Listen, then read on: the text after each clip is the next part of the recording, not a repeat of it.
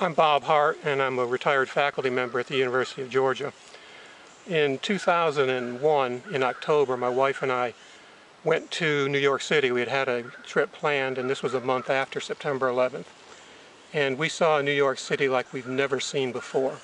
If you've ever been to New York City, you know that it's a lively, noisy city. The cabs are beeping their horns. People are yelling at one another. People are just walking and almost running wherever they're going. New York wasn't like that in October of 2001. There wasn't a horn heard. There was not anybody yelling at anybody. People were looking at each other as they were walking down the street and saying hello to each other. If you went to the fire stations, every one of the fire stations, the doors were completely open. The firemen were all outside. There were flowers everywhere. The firemen almost wanted to have somebody to talk to. They were talking to anybody that came by. It was a New York I've never seen before. So on the way home, I said to Nancy, I'd like to do a memorial on our property to what happened a month ago. She said, okay.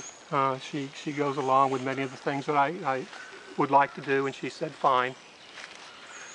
And so that month, I decided what I was going to do. I decided to build a trail on 2 acres of our property. I wanted all of the people's names on the trail. I wanted some sculpture areas that were representative of what happened in both New York, in Pennsylvania, and at the Pentagon. And so I built this trail. The trail is open to the public anytime. I encourage people to come out anytime. This year we're going to have a service at the trail. It's going to be on September 11th, which is a Sunday.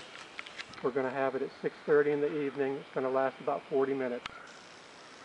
People often ask me, what do I want them to take out of the trail when they come out here? And that's not up to me to say. People need to think for themselves, as once they walk the trail, to just sit down and whatever they take from it's fine. People will take different things. But there are 3 things that I think about every time I come down here, and I come down here a lot and look across the trail and walk the trail and look at these names. And one of the things I want to do is remember all of these people who were killed on that day. The second thing that I want to do is I want all of us to realize that there are people out there that don't particularly like us, and that our leaders need to work together, really nonpartisan, to figure out what we can do to make sure this never happens again. I don't have the answer to that question, but our politicians really need to work hard to figure out what needs to be done worldwide to make sure this doesn't happen again. But I think the thing I think about the most when I come down here is that if you think about it, at 7 o'clock that morning on September 11th, 2001, at 8 o'clock that morning, at 9 o'clock that morning, whatever these almost 3,000 people were doing, they had no idea that an hour and a half later they weren't going to be here. And so what that tells me that I need to, and all of us need to, live our lives to the fullest every second. We're blessed to have the time that we've got. We don't know when it's going to be taken away.